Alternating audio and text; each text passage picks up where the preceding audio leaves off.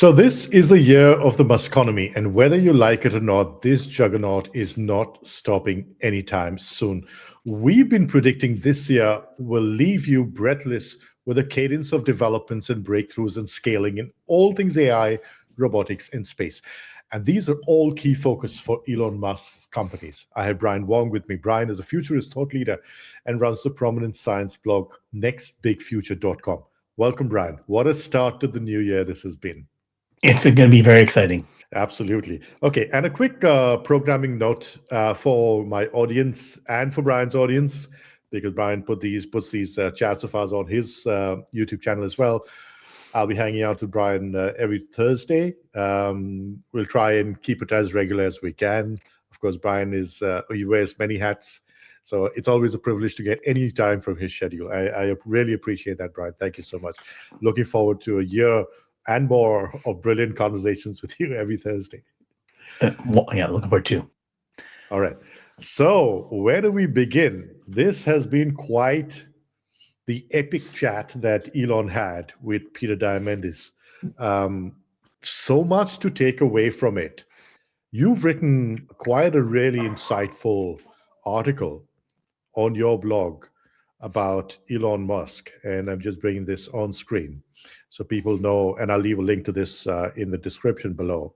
There's so much to take away from this conversation that Elon had. You've covered a lot of this in your article. Do you want to take us through the highlights, the high notes for you?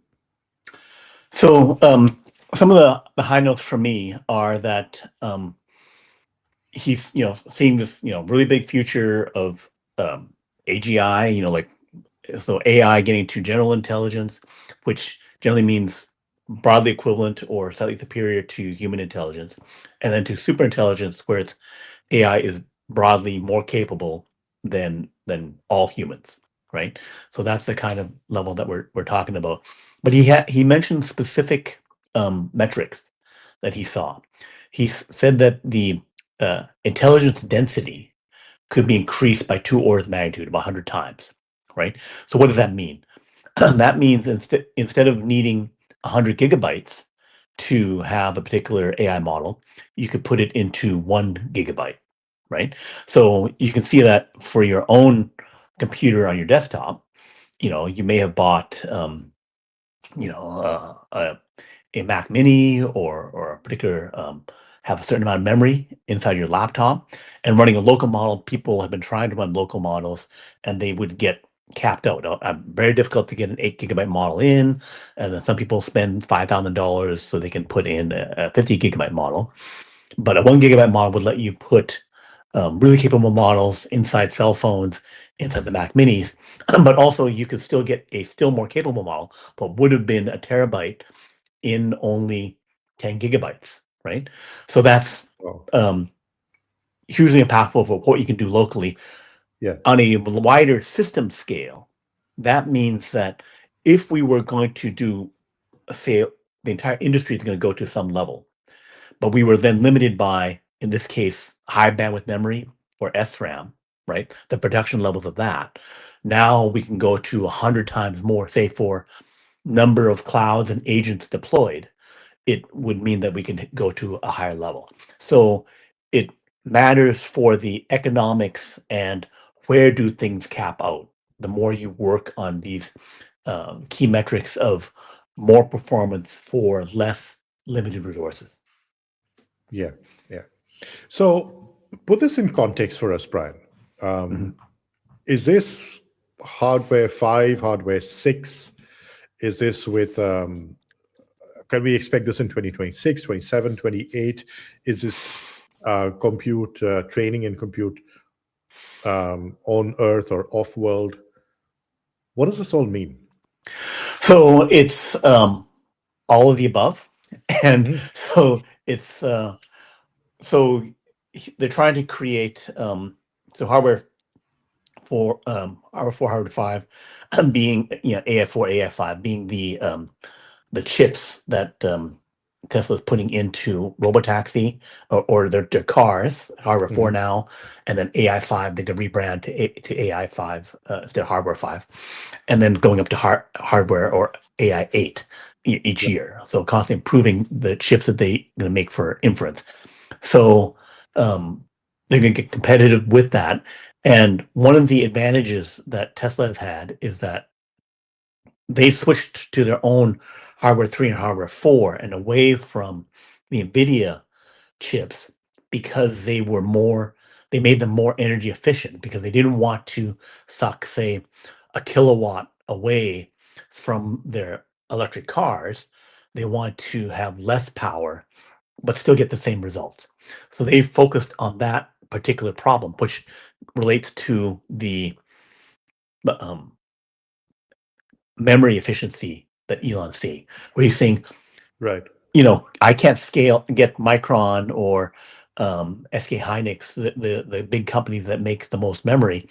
It's impossible for them to scale up 100 times. Or if they could, if I can get more bang for the buck, then that would be matter. So just like I want to get more compute for my full self-driving system in a car, so actual deployment of these systems needs this greater energy efficiency and greater memory efficiency, because they're both limited. If I'm saying everything's going exponential, then my exponential can go higher. With more deployment, my cost to deliver is also more. So it was go ahead.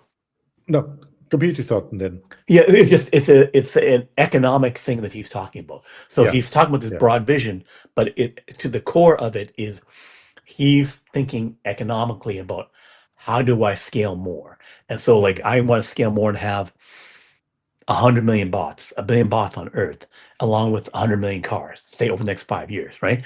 Then having bigger and better chips, and then also making them more efficient so they need less memory means that what can I actually deploy? I can actually deploy something that would have needed a terabyte of memory. I can get by with 10 gigabytes of memory. I can have an AI 8 chip. So he's thinking about deployment of his systems, how to power them, and get them out there. And then and then launch into space, get more bang for the buck again. Yeah. So okay, let's step back a moment, right? Sure. The age of abundance. Mm-hmm. The raw materials aside, there are two main factors: the unit cost of intelligence and the unit cost of labor. Yeah. This directly affects both. Mm-hmm. Explain that to us. Why and how? So if a model can become more capable than a human, so that's starting to happen now. But right now, say we need a massive cloud, a supercomputer, center that's delivering these human equivalents, right? But then if I'm able to get that human equivalent into a smaller amount of hardware, then I can either get, say, 100 more human equivalents for the same hardware, or I can get 10 superhuman intelligences from the same hardware. So if you're converting these human equivalents of AI intelligence to regular people, either on a white collar job or going to blue collar, the less hardware I need. And so, how much does it cost to get a terabyte of memory? If it's high bandwidth memory, it could end up costing $100,000. If I end up going with a lot less, then it'll cost $1,000. So then I can replace a human with $1,000 of hardware versus $100,000 of hardware. So that clearly makes it more economic to get out there. And then, it's just this massive drops in cost. And he's also talked about a 10 times increase in intelligence every year. Previously, we've been going at about 4 times or so, 4 or 5 times. There's Epic AI website that tracks these kind of progresses and also looks at limitations, energy limitations, memory limitations, networking limitations. That this goes directly to that. By making it 100 times more efficient, I effectively have raised my potential up 100 times. Yeah. You know what is scary? I think people don't understand the impact that this is going to have on societies, right, and nation states and economies. And I think you rightly pointed out this fact, but in your article as well, when Elon talks about the impact on society and social upheaval. Right. Yeah. So in terms of he talked about predictions related to applying it to medicine, making great surgery robots, human robots Yeah. are great surgeons, medicine, and then getting everyone having their own personal medical doctors that can have high quality they can talk to every time. Yeah. That goes to deployment. If Like I need to provide within the next 5 years, 5 to 7 years is what he thinks this is, which is crazy. Right. And that also goes to, if I make it more efficient, more capable, I can deploy faster.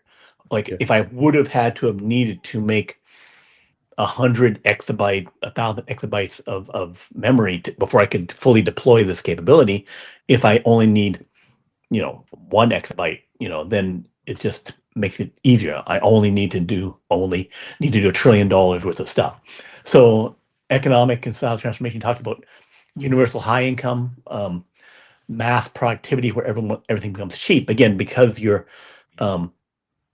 think of it like the intelligence equivalent of the earlier industrial revolution, where manual labor got replaced with machines, gas powered, oil powered engines that would be able to move the equivalent of what you would need 100 horses to move, right? That you get that increased capability, and now we get more lift, more leverage from on the intelligence side, where each person can be the manager, director of 1,000 virtual AI equivalents of humans. But he says that the next few years, because we'll see there's risk of job losses in certain areas and job creation in other areas, there'll be, the change will be very quick. So there'll be fear, social unrest. And then another scenario they mentioned concern would be the Wall-E scenario, where everything goes great and then people become like the Wall-E fat couch potato kind of things. Yeah. I just want to quote a few lines that stood out for me from this entire conversation that he had. So he says, AI and robotics is a supersonic tsunami. We are in the singularity, in the midst of it right now, for sure.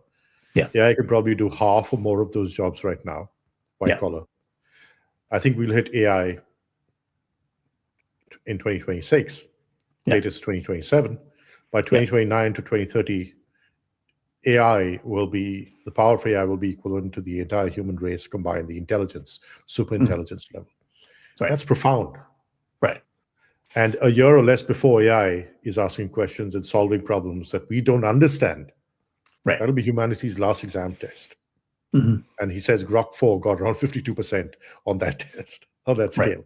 So how do society, how do nation states, how do governments and societies transition through this great filter of superintelligence without breaking up?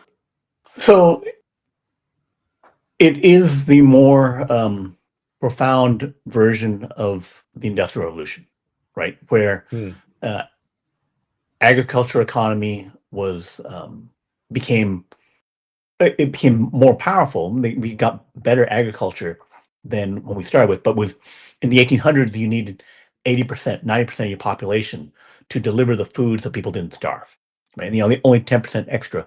That extra was basically the Renaissance, right? 1600, something like that, where 1500, where basically there was a small group of elites who then could shift from having to make food to just surviving, to providing art and everything else, because you had the time and no longer needed to work on just getting by, right?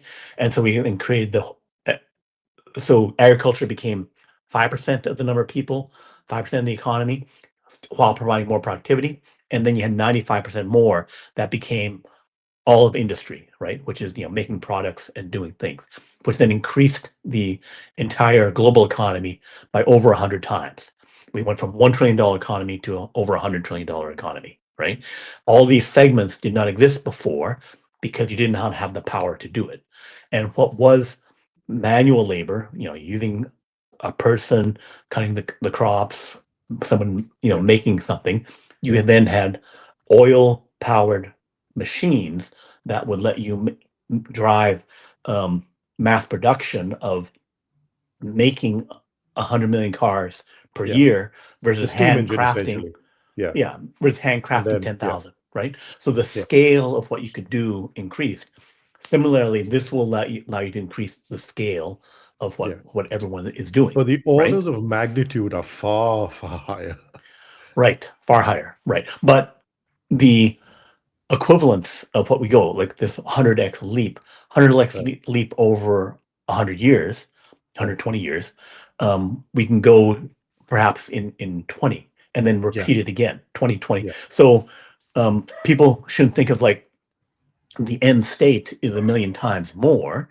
It is that each segment is a compressed, more accelerated version of the Yeah. Industrial Revolution applied to intelligence. I just want to quote a few more lines for Sure. context, right? Okay. From what Elon said. He says, and this is about universal high income, peak doom, economics. How do we go towards universal high income instead of social unrest? Right. So both. We'll have universal high income and social unrest. That's my prediction. Right. That scared the bejesus out of me. Okay. But at least he's been honest. And I Right. appreciate the fact I've been hammering it every single time, every opportunity that I can here on Over the Horizon. That I think with too many technologists in Silicon Valley and around the world are looking at these developments through rose-tinted glasses. Human society and structure has always been built on scarcity. Yeah. It's not going to go away because human nature is not going to change. Right? Mhm. So we are going to go through social upheaval, and it's so refreshing to hear Elon acknowledge that, because we need someone like Elon to come out and say it. Yeah. Because it's not just going to be a bed of roses. It's going to be a lot of thorns along the way. Right. He says we're basically demonetizing everything. Labor becomes a Yeah. cost of capex, and electricity. People can have whatever stuff they want, whatever services they need. But right. So the thing is, so we talked about transformation from agriculture to industrial, primarily focused economy. Yeah. 80% of the people, 90% of the people had to change from I'm a farmer, I'm doing this work, and now I'm working in a factory, I'm doing other work, I'm working in an office, right? And then my children had that. Because it happened over 100 years, it was my grandparents, the father, my father's a factory worker, and then I am a white collar worker, right? So it was a disruptive but still more orderly thing because it was a generation by generation shift.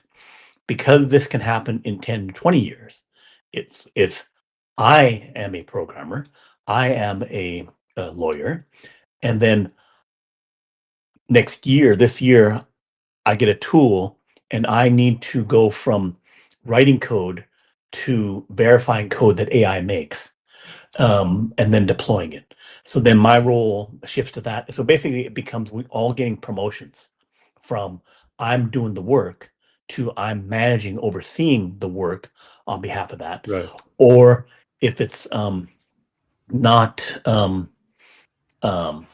in the same company because the company doesn't adapt and say, okay, so then people get downside. That's a disruption. We're basically, okay, I don't need 1,000 people doing, X thing in this factory or this office work or this legal work. And then a smaller team does it. So they're 100 times more productive. So the smaller team is the one overseeing that thing. But then you can then create many new companies because everyone can by the leverage way, the we're systems. already seeing these changes that you're talking about. Right. Look at Salesforce and look at Agentforce, what they've planned. We've seen so many banks across Wall Street downsize, so many companies stop hiring. Right. Klarna is a perfect example of the changes that have begun, and these began at Klarna a couple of years back. So these are profound changes, and these are not kind of up in the ether. These have already taken place. The transition has already begun. Right. Yeah. So that thing it's hitting the changes are happening now, and you need to prepare as much as you can. You need to one invest in the winners. So we have the opportunity to buy shares in public companies, and we know you can if you say, okay, I'm not necessarily a futurist, but I know that Tesla, Nvidia, and the other tech companies will be a winner. This can actually be seen historically in the last 25, 30 years, where if people think, oh, I'm going to invest in the S&P 500, the stock index, and that has given me 8 to 10% return per year. That's wonderful. But if you break that down, there's a tech heavy S&P of the S&P 500, maybe 150, 100 companies, and then there's the 400 that are non-tech heavy. What's the performance difference there? Well, the non-tech companies have gotten 6% return. Instead of 8%, 10%, they've gotten 6% return per year over 25 years. What have the tech companies done? They've gotten about 15%, 20% return. The Magnificent Seven, or previously the FANG, which was Facebook, Apple, Netflix, and Google, whatever. Yeah. So you had, by those seven, they've done even better than the general tech companies. Yeah. So the traditional portfolio managers would say, well, there'll be reversion to the mean. There's going to be these the small tech or small business, smaller companies, small medium businesses, in the Russell 2000, they'll have a catch up, and I would say virtually no catch up. You'll have something where they're beaten down less, right? But then you need to focus on tech. Tech is the winner. Tech is swallowing the whole thing. Okay, it's very interesting what you're saying. I have a question. Right. Okay, so whether you're a private investor, an accredited investor, or a retail investor, right? You're always looking for that new company that you can get in on the cheap. That's going to be disruptive. What is the realistic opportunity now, once we get AGI and ASI, artificial superintelligence, let's say the next 5 to 7 years, that you will really have the opportunity for small teams, for small startups, to do something completely revolutionary? I feel that window, that opportunity, is just narrowing with each passing year. I think the number of small surprise winners could, I don't know, but reduce. Relative to the pie, it could be less, like you're saying, but you don't know. And it would be too difficult for ordinary people to be able to pick which ones are going to do well, right? And also to have a basket, because venture capital, people don't know, in Silicon Valley, it's traditionally been that they will make, they'll raise, say, $100 million. If they make $1 million bet over 100 companies, then they would say, if one of those 10 or 10 of those 100 or one of those 100 goes super big, right, becomes a $1 trillion company, then all my other bets are good, right? Everything else can go to crap and I'm still fine, right? Yeah. And then having 10 that are kind of like almost there, a little bit, it actually not the big deal. The park, the returns are which ones hit it out of the park, right? So that's the traditional methodology, and that is a very difficult game, right? So VCs have had that, if you go to the history of VCs, where during the personal computer era versus the internet era versus the cloud era versus the SaaS era, and then now into this, it's very difficult, and the returns delivering extraordinary performance out of that is very difficult. And you have the elite VCs who would then have, where the team that is superior would then choose to go to, like, it's not like before, it'd be VCs, like before Andreessen Horowitz, Mark Andreessen created the Netscape browser. A16 said, A16, one of the mega, with a $2.10 billion. Right. When they started, they were the previous VCs were saying, I'm like a customer at a sushi restaurant, and I'm going to see what comes by in the conveyor belt, and I'm going to pick the company that I want to invest in. So they're very passive, and they had the luxury of choosing, because the supply-demand imbalance, supply of money relative to invest in the companies, was such that they could just wait and let the stuff come to them and choose, right? Now we've had an explosion of VCs, and then they have to compete to say, can I offer a better thing and deliver more? Anyway, so then there would not be the room for a broad number of regular investors to invest in it. They would be considered angel investors, potentially, if you were accredited. And angel investors did not get the best pickings of this thing, right? Yeah. Conversely, though, on the public markets, we know that the big tech winners have been winning, right? And they continue to rejuvenate themselves. And also, they're in now critical areas of the economy, like TSMC dominates advanced semiconductor chips, right? They will continue to have that position. Okay, as we roll forward, it's very difficult to displace TSMC because of the nature of the semiconductor business, fabs, etc. You could have a few other competitors. Samsung, Intel could come back, China could do some things, but Yeah. they But won't. essentially, it's the same group of players, Same group of players, right? right? Some So are then depending so you on need where to you are. focus on what is the group of players that will continue to perform there, and then you can.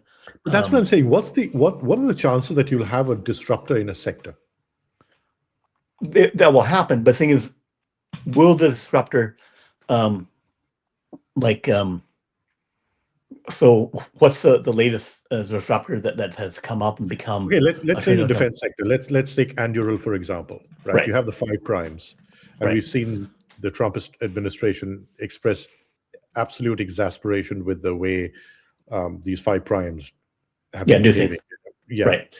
And along comes Anduril, and it just turns everything upside down, right? Right. So Anduril is a massive disruptor, and there are Right. so many other smaller ones, right? So that's a Right. sector. Defense is a sector, but So go to the defense sector. So defense sector has been dysfunctional relatively for the past 30 years, right? So people who look at it, like myself, who looked at the defense sector, is that it's a private club. Once they buy off some admirals and some generals who then do stuff for them, give them the big contracts, and then lo and behold, when those generals retire, then they get onto the board or get some kind of consulting contract to get paid off. It's just a cigar and whiskey old boys club. A cigar and whiskey old boys club. And then what's been happening? Oh, we have the F-16. It's become, the F-18 becomes, an F-20, and then becomes an F-35. But it's not really transformational. Oh, we got stealth, but in terms of the plane engine performance is not that much of a difference. And then the overall, now we have this wave of drone combat, which has occurred in Ukraine and Russia. There was a shift toward drones, but they did not make the legacy companies did not make the shift over to this new capability, where clearly there will be a drone dominant focus thing. You'll still have some planes, but we just had Ukraine, probably with some other support, and also Israel, where they shove drones in a shipping container and trucks, and then they get it beside an airbase, and then wreck the planes on the ground, right? Yeah. So that shift has occurred, just like you say that a similar shift historically occurred with military strategy and what systems would work. World War II, there was stuff happening there. Or Palantir for that example, and what it does to real time sensory data. So the entrepreneurs on this, in this specific example, like Palmer Luckey, who runs Anduril, or the other, or the people who run Palantir, they knew that once they got inside the fences of this field, they viewed the established players like a bunch of fat cattle. Yeah, it's like I'm the so storming the castle took most of the effort. Once they breached through the castle walls, it's a slaughter.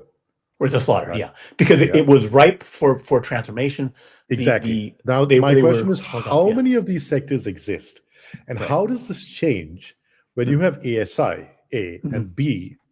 For retail investors, what does this mean? Okay, so Palantir, Tesla, NVIDIA. So these have been biggies that the retail community that's been paying attention has been able to capitalize on, right? Yeah. And the reason I'm asking you this is because I want to go back to something Elon said in this conversation with Peter Diamandis was, don't worry about squirreling money away for retirement in 10 or 20 years. It won't matter.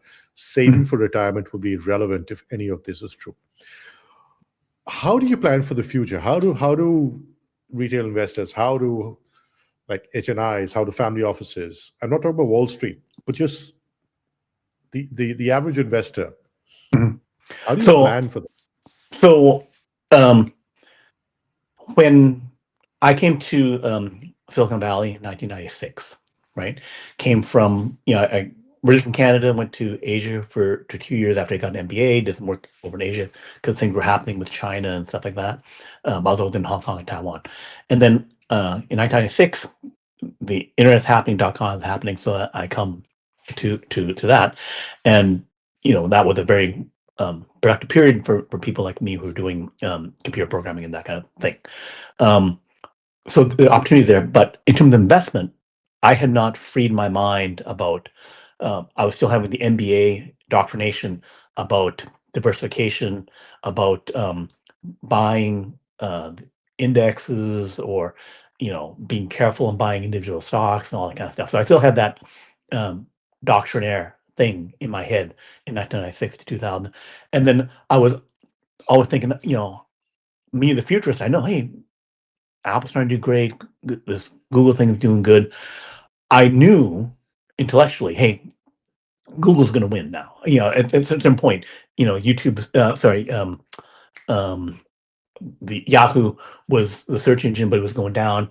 And so I was in the midst of it. I'm in Silicon Valley. I'm realizing this is happening, but I did not flip my head to, I got to load up on Google, right? Even though, like, I met Sergey Brin and Larry Page at a nanotechnology event, right? Where it's like, hey, meet these two guys. They're doing this interesting startup company, right? And I just let that flow by. So, but hindsight is 2020, right? Right. But the point was that there's the hindsight thing, but the thing is still happening now, right? Yeah. Where Okay. people can know Correct. that, Tesla will solve Robotaxi, and the companies that are innovating, true innovators, people know who the true innovators are, right? And they can say, they can compare, Tesla to Google compared to the Yahoo company that's established, right? Yeah. And they can see who's innovating more, or they can see this particular sector. Like before, it was Intel. Okay, people can just buy Intel. It has a dominant chip position, it has a monopoly chip position. So long as it has a monopoly chip position, it is a winner, right? It may not become, because it's already big, it won't necessarily go. But people who had invested in the 90s into Intel, they know, okay, it's in all the chip processors. It's going to have domination for a decade or more, so long as they don't screw up. You need to know, okay, they're going to screw. If they start screwing up, then they're losing their monopoly. Then you got to, like, okay, now I got to reconsider, right? But you can hold a basket of technology plays. But I know that I shouldn't, if I'm back then, I should be investing in Google, I should be whatever, but I should not be investing in Boeing or something else. Like, there's technology is not advancing, not innovating. And so metrics I would look at would be things like, in terms of innovation, is speed of introducing a revolutionary product, right? Speed of introducing something that can be truly scalable, right? So that is something that you need to, as a way to assess these things. But it's, there's things happening where, okay, TSMC is still dominant, ASML still dominant. So it's like, what is a critical segment, and then what will keep going, right?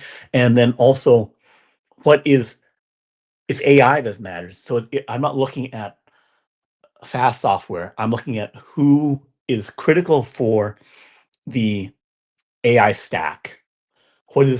So it's all AI. So what's critical in the AI stack? If I have to choose 5 winners, right? Then that goes back to things like, does it make sense for me to buy all 3 companies that were working on CRISPR technology, right? So, So you spread out the risk. well, the thing is, you have to, if you can't pick a definitive winner, you do not. Then you have to say, I'm not going to force it. I don't know. It's going to be one of these 5. So that goes to the VC methodology of, I got to bet on all 5, and then the fact that I'm going to lose money on 4, the one that wins will outweigh that. Like, if that segment will be there, right? But it has to be, you may need to know something about, but if you can avoid that and say, okay, maybe I just won't pick all 5. I'll just go down a layer and say, all these 5 will buy product from NVIDIA, all these 5 will buy product from Broadcom and whatever, and stay at that level and say, I'm not going to try and pick these 5 because I don't know which one. I don't want to bet on all 5. I just go down one layer, which will win no matter what, right? And then go there. So where you can know, no matter what, this will be okay, or virtually no matter what, 99% or whatever. You can't know for sure because disruption can happen, right? But you can be pretty sure that what areas will survive this change. You can try and think that way, or get someone who can help make those picks for you. Yeah, and I think it's also very important to be a skeptic and not get carried away by the hype, because there's obviously going to be hype. There's going to be marketing. One of the most undervalued traits you can develop, according to me, is being able to be a judicious skeptic and knowing when to be skeptical and to what extent, because you don't want to go full negative, because then you're missing the point as well. You need to be optimistic, but you need to be skeptical as well. All right, so I want, there's so much I want to hit, so many milestones I want to hit in this chat with you, and let's just move on to another very important one that you also brought up in your article. Elon has had a change of mind. Yes. He now believes in anti-aging. What's going on? Right. So for people who don't know, Elon for a long time felt that longevity and aging, like he felt, well, he's working really super hard, running, 6-8 companies, working 100-hour plus weeks. And so then he was thinking, well, if, when my time is up, it'll be okay for me to die. I don't need to have life extension. And he didn't think that, he needed anti-aging. He was also concerned that if you have anti-aging longevity, where you increase lifespan, that it could ossify society, that you'd have, like, you don't change people's minds, but the old people who resist die, and then society moves forward, right? But in the conversation, Peter Diamandis makes the point that he's not killing the CEO of Ford or GM. He's just replacing their companies, right? So you don't have to have people die. You can just outcompete them, and then their influence on the world decreases on that. So it doesn't, not happening because the change in the world not happening because people are dying. It's because the change is happening. So it is not dependent upon that. And there's always people concerned about the dictators, but like Maduro got captured and he got replaced. He didn't have to die. He didn't have to age out. And then it's looking like the Iranian regime is going to get replaced, and people didn't have to die. It's the change, is due, and then you can make it happen. So then I think the big thing that's changing his mind about it is that he knows he's creating superintelligence. He knows he's going to massively expand the energy available, literal energy for AI, from massive space-based solar power to thousands of times where our current levels of energy are. And that this will create a wondrous future, something that he wants to. He's seen that and saying, I'm making this thing happen. If I have an ordinary lifespan in 30, 40 years, then we'll only just established some things on Mars, or done gotten the moon base going, and we've done more. We've gotten 100 times the power we have now, but it's going to get even better, and he knows it. And he's saying that I think he also has a sense that he needs to shepherd this transition, right? Not just initiate the building of a human colony on Mars, a moon base alpha, and all of that. But he needs to shepherd it through a certain phase.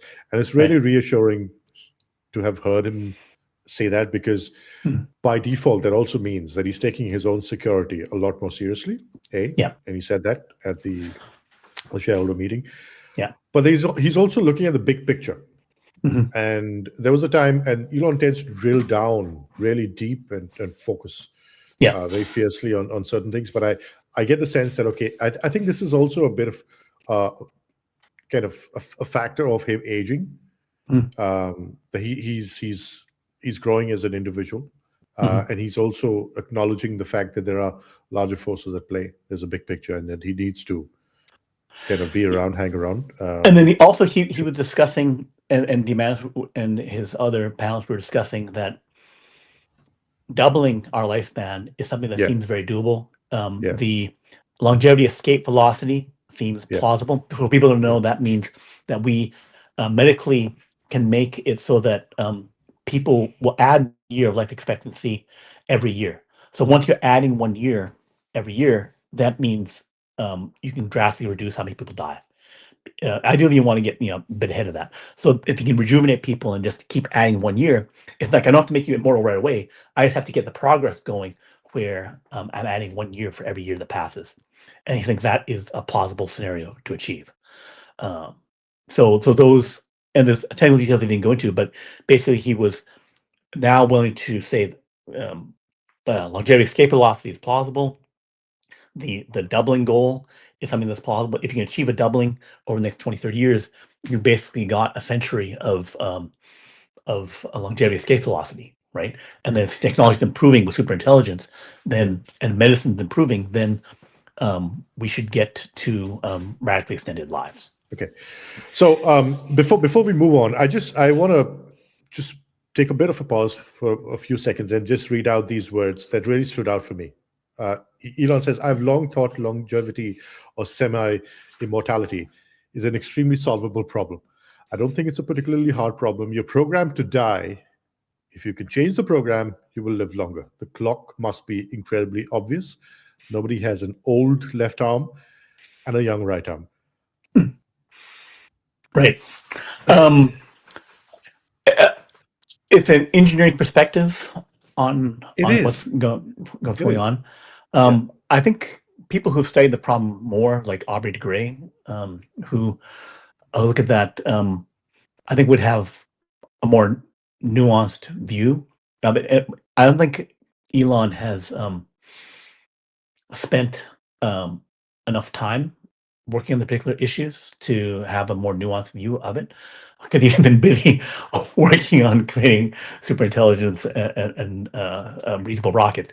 But I think that the fact that he's open to it, there are the community where what $10 billion worth of investment has gone into anti-aging. A few hundred companies exist. Many ideas are there. I think progress can be made. Like once there is a inflection point where it becomes mainstream acceptable and more well-funded. That when you get up to over $100 billion per year, up from the $10 billion per year, or maybe $1 trillion, that you will no longer be resource constrained on the development and solving of the work. But it is more complicated. There is many different areas, mainly replacing or repairing aging damage, and then but some other concepts. If you can have well-funded views on all these avenues, I think we can make rapid progress from someone who's and just look at the success that he's had with Neuralink, right? That's a case in point. That just goes to prove exactly what you just said. BCI, or brain-computer interface, has been a problem that scientists have been working on for decades. Yeah. Along comes Elon with the right amount of money, the ability to choose the right team, the right focus, and to just point them in the right direction. And look at the success of Neuralink. So if it doesn't violate the laws of the universe, maybe he has a point. The other thing is that there is a non-biological approach to immortality, which actually is a Neuralink scenario. So looking at transhumanism. And someone, I think, stood up and asked him a question at the shareholder meet whether they could upload themselves to a Neuralink. And so here's my problem with it, right? So our brains, it really boils down to the question of what is conscience and what is our soul, the human soul, and who are we? What does our soul represent as part of us? are we our brain, or is our soul / mind separate from our brain? So is our brain essentially a meat computer that our soul uses to interact with reality? If that is the case, and there is science to point in that direction, of course, the materialists will counter that.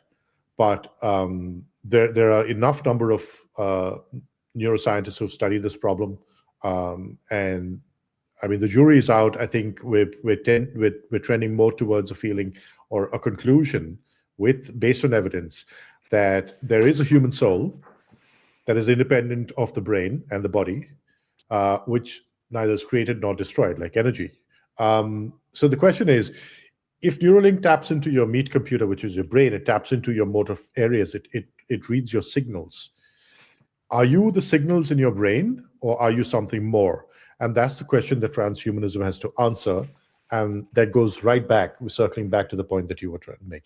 So my scenario for this thing is, if we increase, from an engineering perspective, if we increase the bandwidth for our biological computer to a larger supercomputer, which would larger in terms of more capability, more power processing, right? So if you say the biological computer, and we have a gigabit per second, some high fidelity, super high resolution communication between my biological brain and, let's say this has molecular nanocomputers inside, and has 1 million times the compute of my biological brain, right? In this setup here, that if I have ultra constant communication, and if I have it while I'm alive, right, and I'm communicating to this thing, and the technological hardware computer is getting more and more powerful, then I have over decades constantly have communication between my biological brain and my hardware brain, right? Then if the hardware brain is 1 million times more, then if my biological brain dies and I've had this constant seamless communication between it, and it also has all my experiences, then if it's 0.001%, it becomes like a small stroke. I lost a chunk of my brain. And the fact that I have a biological, non-biological portion is, then that goes to, if that's still me. I would have continuity of consciousness, where my consciousness seemingly extends from my biological to this non-biological brain, right? So then there wouldn't be an upload. It wouldn't be like a 1 second upload. It'd be like I'm living with it for the last 10, 20 years of my biological life. And then does that now have that bridged over? Is a, so then, the consciousness aspect would be taken care of, because I have constant continuous consciousness in both areas, right? So then, and the question of, soul or other things is, we'll have to find out, it's like, based upon doing these kind of, yeah, exactly. But I mean, to my audience and to you, Brian, if you're interested in reading more about this, I would highly encourage you to read the book called The Immortal Mind: A Neurosurgeon's Case for the Existence of the Soul. This is a book by Michael Egnor and Denise O'Leary. It's a fascinating work, full of references to a lot of scientific studies. So this is not, hogwash. It's based on science, right? And it asks some very interesting questions. Okay. All right, so let's move on. Starship. Elon says 10,000 starships per year is what he's looking at. These are mind-boggling numbers. I thought we were trying to wrap our heads around 1,000 starships a year, and here comes Elon and says, let's just increase it by an order of magnitude. Right, and also the number of launches and stuff, because those starships will be launching 20 times, 50 times a year. So comparing it to the airplane industry, the number of commercial passenger jets is about 40,000. Boeing and Airbus make about 2,000 in combined wide body jets per year. So some would say, wow, you're going to make more big rockets than Boeing and Airbus make wide body jets. And that would be yes, because it costs $200 to $350 million for each of the wide body jets. While Elon is reducing the cost of the Starship rocket, the engines down to $250,000 each. So $250,000 engine, if I need 40 engines, that's $10 million total. And the bottom part would be like 8 million, the top part being 2 million, right? So then if you say the rest of it, which is mostly stainless steel and other parts, then I could make a complete rocket for $30 million at scale, right? So then that'd be 1/10 the cost of those other planes. So then I'm actually only making $300 million worth of rocket hardware every year, right? So then it's a $600 billion industry versus a $300 billion industry. So then the economics don't work that bad. And then with that number of engines, that number of rockets, 10,000 per year, you could then get scaling down to about $10 per kilogram, which is again comparable to the airplane industry. And then the 40,000 airplane industry for passengers, another 20,000 or so for cargo. Then there's smaller planes and that kind of thing. So it's about the size of the airplane industry that we'd be looking at. But you'd be looking at something that's 20 times faster and 10 times lower cost. So you're saying it's a massive replacement of something that's vastly superior in terms of cost, in terms of performance. Yeah, because he says we're going to do 1 million tons a year to orbit. 1 million tons. Right. We've got to get the cost down well below under $100 a kilogram. Right. Fully and rapidly reusable rockets are at the limit of human intelligence, but it's possible.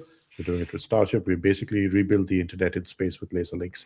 9,000 satellites of Starlink constellation up there. Remember, don't take anything that Elon says lightly, because you look up, there are over 9,000 satellites, Starlink satellites, in the biggest constellation right now.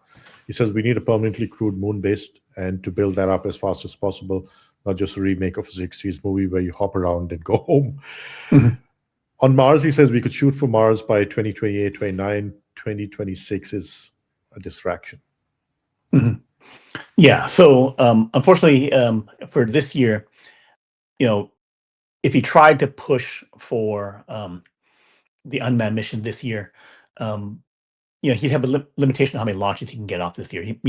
Very lucky to get off 100, more likely to end up with 20 or 30. He needs to use those for the committed NASA moon tests he needs to do, which with refueling means, he needs at least 20 on that. Yeah. So to get off 5 or 10 launches that could then get you one rocket to go to Mars, it's just very difficult based on where we are. The timing is just very hard. Yeah. Okay. But the 10,000 per year is like, he's looking at scale of like, I'm going to replace the airplane industry, which people talk about competitors. It's like no other competitor is at this scale. He already has going to have like 90% of all payload to space. He has 70% of all satellites going up there, and then soon 90% of satellites. So the incredible monopoly he will have on launch and on scale is like, someone's going to go to our current airplane industry levels and scale versus someone else handcrafting Zeppelins or something like that. Like a custom artisan production versus, mass production at 1,000 times the level that anyone else is doing. Yeah, absolutely. Okay. A few more points I want to hit rapidly with you before we close. And these are all important. They're all happening in the past a few days, all equally important. Let's start off with that big kerfuffle at CES with Jensen coming out and talking about, what is it, Alpamayo? Alpamayo, yeah. And there was this huge, controversy about whether FSD, is it going to trump FSD? I mean, a storm in a teacup is what I think, right? Right. We saw the stock react to it, and let's just first quickly listen to this soundbite. Tesla's FSD stack is completely world class. They've been working on it for quite some time. It's world class not only in the number of miles it has, but it's world class in the way that it's designed The way they do training to data collection and curation, synthetic data generation, all of their simulation technologies. Of course, the latest generation is end-to-end full self-driving, meaning it's just one large model that is end-to-end trained. And so Elon's AV system is in every way 100% state-of-the-art. Okay, and so I'm really quite impressed by the technology. I have it and I drive it in our house, and it works incredibly well. The Alpha Mayo was designed for two different differences. The first one is NVIDIA doesn't build self-driving cars. We build the full stack and the technology for everybody else to build self-driving cars. And we build, for example, for the humanoid robotics, we build 3 computers. We have 3 computers here too. The training computer, the simulation computer, and also the robotics computer, which is self-driving car computer. We have software stacks across all of that. Our customers can use all of it, or some of it, parts of it, whatever makes sense for them. And so we're working with the entire automotive industry. Everybody from, of course, Tesla for their training system, Waymo for the car computer, Neuro, I think they just announced that they're going to be in a Robotaxi business, Lucid just announced one, isn't that right? Lucid and Uber just announced it, and NVIDIA is part of that. And so our system is really quite pervasive because we're a technology platform provider. And so that's the primary difference. There's no question in my mind that of the billion cars that are on the road today, in another 10 years' time, hundreds of millions of them will have great autonomous capability. And so this is likely one of the largest, fastest growing technology sectors in the next decade, okay, over the next decade. So I think this is a very, very important sector. And then the last thing that we do is we open source everything too. And so if a customer would like to use our model that we train, they're welcome to do that. If they would like to use our model technology but train it themselves, we even help them do that. We're not a self-driving car company. We just want to enable the world's autonomous industry. Everything that moves should be autonomous. I think people just got ahead of themselves and without understanding what Jensen was trying to do. Look, he was at CES. It's his job to hype NVIDIA and what NVIDIA has. But as Elon says, and has said so often in the past, prototypes are easy, production is really, really difficult, right? And this was a demo. Right. It wasn't a product. Right. It was a demo. Right. Yeah, and it's not a complete system. It's like if Tesla offered to the all these car makers, you can license FSD. We have it working. We can help you to install it in your cars. And they were basically saying, well, we're like 4 years away. Once we take what you have that's working, fully complete all the data, everything sorted out, it will take us 4 years to get it into our cars and get it out deployed, right? So this system is less than FSD. It doesn't have all the data. It doesn't have 6 billion, 7 billion miles of driving data. And 7 billion miles of driving data is like, it's like 100 years of driving, right? So in terms of like adding up all the video and that kind of stuff. And I think Elon said it'll take about 10 billion to really for unsupervised FSD to mature as a product. Right. So very close. Right. And these are S-curves. These are not like straight lines. Right. And then it's basically like every million miles you get something really unusual, something that was like, really weird incidents with pedestrians and that kind of stuff. Until you get that information, then you cannot make the solution or have the system learn to that scenario. Or that scenario. So he's saying, here, have this stuff, install it, and then get your data over some number of years, depending on how many cars you have, and then it'll work. So let's work step by step. One is deploy it. Well, for the last several years, every Tesla car has the cameras and the hardware 3 or hardware 4. $2,000 per car into 9 million cars. So they Yeah.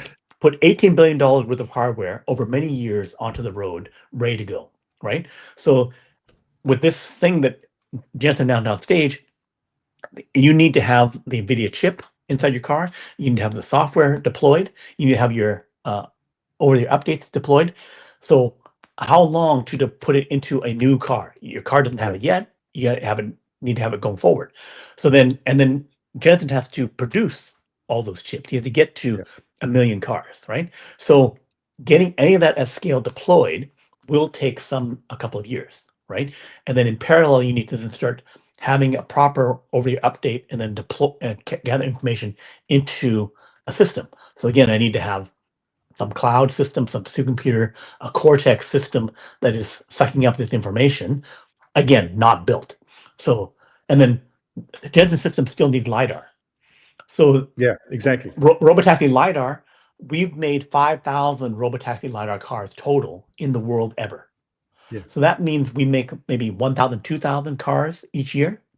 So that means we made 10,000 Robotaxi grade LiDAR. Did the companies that make the Robotaxi grade LiDAR, did they make a bunch of factories ready to go to make 100,000, 1 million cars? No, they did not, because you were not paying them before 2 years ago to do that. Exactly. So then now I'm going to invest in Robotaxi grade LiDAR factories. So then, okay, we haven't heard the deals announced, but then they would say, okay, we're going to put $1 billion, $10 billion into massive Robotaxi grade LiDAR factories. That I get the money now. I then have a factory built in Chinatown, a year and a half, right? And I can start producing them, right? But again, doesn't exist yet. So none of it exists in the car, none of this in the factory, none of this in the supply chain, none of it exists, right? And then I got to gather the data and complete the system, right? So again, 5 years, they already turned down Elon saying, I already have something that works. You can actually join with me and get up to the same speed. And none of them could step up to it, right? None of them could step to it. Not because they said, I don't want to have a system that works. And then I'm going to get a system that doesn't work, that's 99% complete. And I'm going to take something that's 40% complete that must be deployed, right? So when you say none of them, you mean car companies, auto manufacturers. Right, car companies, robotaxi companies, they don't have a complete system, right? Yeah. And then the LiDAR companies, like Waymo, Apollo Go, is okay, I'm going to go to 20 cities. I'm going to go from 2,500 cars today to maybe 5,000, 6,000 cars in 3 to 5 years, right? Yeah. So that's not scaling. That's not going to millions, right? So if we can get to millions of cars, it's going to be the 9 million Tesla cars that are on the road now, the 2 million that are adding each year. That's the system that can get to millions because you have it deployed, you have it working. So none of this changes any of that. It just means that in 2030, whoever's still alive and has the companies that are still alive that are still selling cars and doing stuff, if they're still around and they started the program now or start before and accelerate it to something, they have something that they can then scale, right? Yeah. But you're starting with you've given Elon a 5-year lead. You've given the a 10-year lead, 15-year lead. You've given someone who is the most, the best entrepreneur ever, and you've said, okay, have that lead. And the most I'm going to relentless. catch up. Yeah, most relentless. Yeah, I'm going to try and catch up. Yeah. In fact, I think James Dahmer really set the house on fire when let me bring up his post. This is what he says, okay?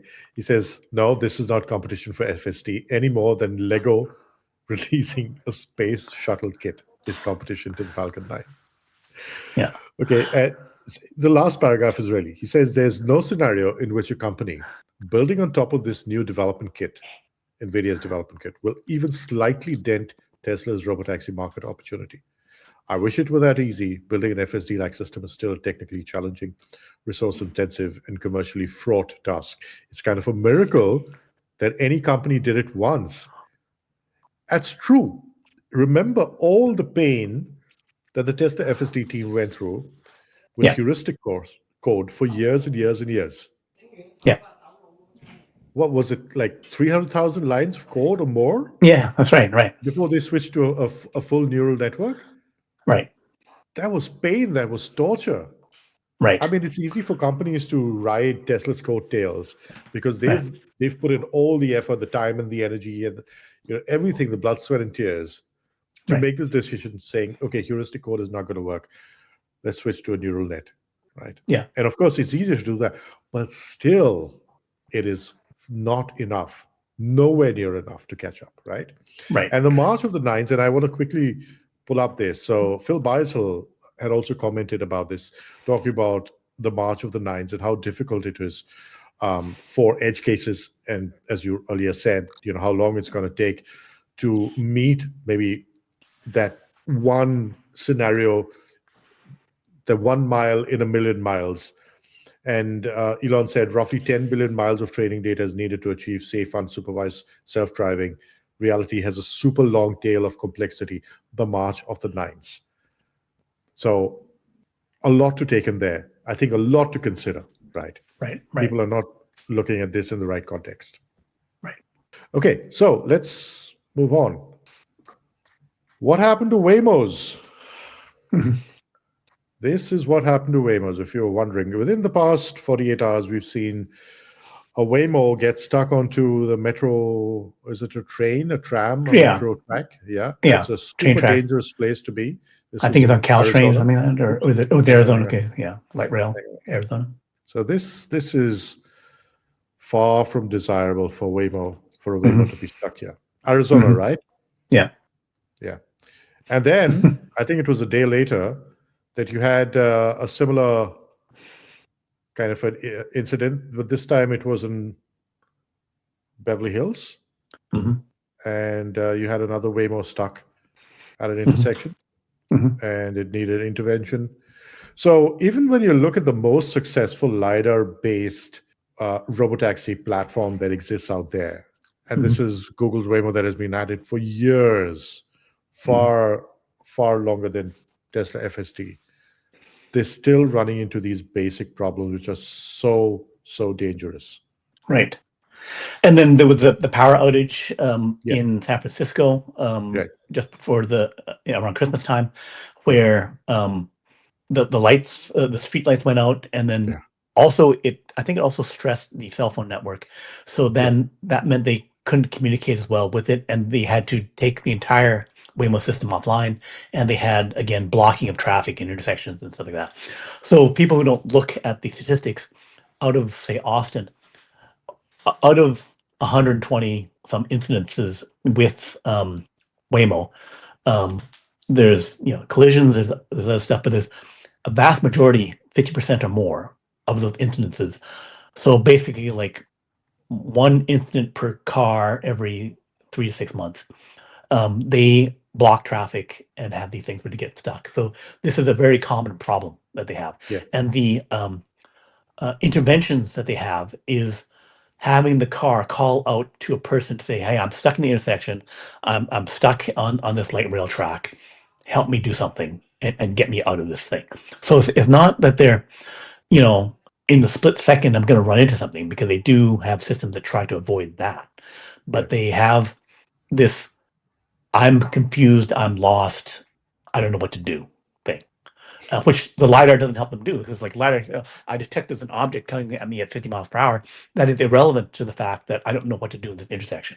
The AI, the dumb part of it, is it doesn't know what to do. And so that's the fragility, the brittleness of their system. That it's like if you do bowling, right? You go to a kid's party where it's like 5-year-old kids doing bowling. You in the gutters where the ball could go into the gutter, you have little bumpers that keep the thing in the lane. This is what we're looking at. It's like I see a bunch of kids, they're bowling and they're rolling down, they're hitting the bumpers and not letting it go into the gutter. But they're not bowling well, right? So this is basically what the self-driving with LiDAR is, where I have training wheels, where I have gutters to let me play the game, because I suck at it. I'm not good enough. You should not be having these gutters and things in a fragile system. You need to have it actually do the thing of actually bowling strikes all the time. Yeah, absolutely. I don't know when we're going to get over this whatever you may call it, this kind of fake news thing in Yeah. Trump's words. Yeah. But it's people need to understand. I just wish that the discourse online was a lot more technical outside the Tesla investor community, retail investor community, Right. right? Because it's just there's so much of a dependence on media headlines, and unfortunately, for various reasons, the media doesn't always get it right. Right. Okay, let's move on. Interesting developments. Elon back with the Trumps, POTUS and FLOTUS. Elon seems pretty secure in the Republican camp, in the Trump camp, ahead of the midterms. Interesting connotations, implications. Elon saying, had a lovely dinner last night with POTUS and FLOTUS. 2026 is going to be amazing. This, of course, was from the 4th of January. But that picture there has a lot of significance this year for the midterms. Also, for a lot of the legislation and the policy making that needs to be put in place for Tesla, Robotaxi. for robotaxi, autonomous cars across the country, the federal policy. So Yeah, federal policy. Yeah, so where do looking to you increase think that's that happening? from 2,000 cars permitted as a robotaxi to 90,000 cars. 2,000 across the board, across the country, all companies. Right. Yeah, they increase that to 90,000. So that's a discussion that should hopefully get approved soon. But having, I think that if Elon's executing all these things in terms of space, in terms of space AI, he's clearly, and his company, SpaceX, Tesla, XAI, are strategically important. Geopolitically important. And so that's already been proven, things like the Starlink for Israel or Starlink for Ukraine, all those kind of things. So it just makes sense that someone who is delivering so much technologically and being able to alter the GDP of the country and the world, you need to have a president who's working closely with them. So they need each other, and they need to work closely together. It's the obvious thing to do, and you need to be collaborating, working together between the most powerful government, the most powerful leader with the most powerful business leader. It's foolish for anything other than to happen, and it's good that they're clearly working together. And the other thing would be that it's clear that the other side has not gotten itself to realize that they need to, work with Elon. It's like before some. Well, you had Kamala come out and make a comment, I think a few weeks back, that it was perhaps a mistake not to invite Elon to that event where Mary Barra was credited with leading the EV industry in America and all of that. Yeah. But that was just, come on. Yeah. It'd be like Henry Ford and Edison having some arguments with FDR or something like that, saying, I'm going to hound Ford and Edison and Rockefeller, who has all the oil and all that kind of stuff. I'm going to have arguments with them and do stuff with them, leading up to, like World War II or something like that. It'd be just insane. Yeah.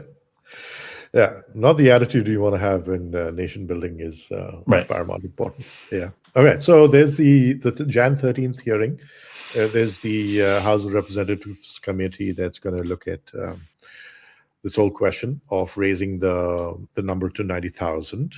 Just looking at the agenda, but there's so I can't bring up the agenda now. But there's a list of very interesting things that are on the docket at this hearing, and I think what is your sense?